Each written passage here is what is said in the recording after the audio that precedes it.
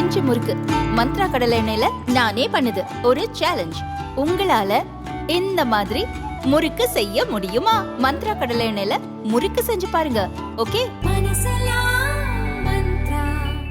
டெல்லி சட்டப்பேரவை தேர்தலில் ஆம் ஆத்மியுடன் கூட்டணி அமைக்க மாட்டோம் என்று காங்கிரஸ் திட்டவட்டமாக அறிவித்துள்ளது.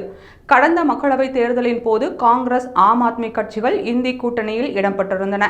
இந்த சூழலில் அடுத்த ஆண்டு தொடக்கத்தில் நடைபெறவுள்ள டெல்லி சட்டப்பேரவை தேர்தலில் இரு கட்சிகளும் தனியாக தேர்தலை சந்திக்க முடிவு செய்துள்ளன.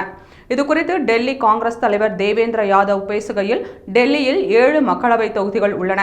கடந்த மக்களவைத் தேர்தலின் போது காங்கிரஸ் மற்றும் ஆம் ஆத்மி கூட்டணி அமைத்து போட்டியிட்டன. காங்கிரஸ் 3 தொகுதிகளிலும் ஆம் ஆத்மி 4 தொகுதிகளிலும் போட்டியிட்டன. ஆனால் போட்டியிட்ட 7 தொகுதிகளிலும் இந்தி கூட்டணி தோல்வி அடைந்தது ஒரு பாடமாக அமைந்துள்ளது என்று தெரிவித்தார்.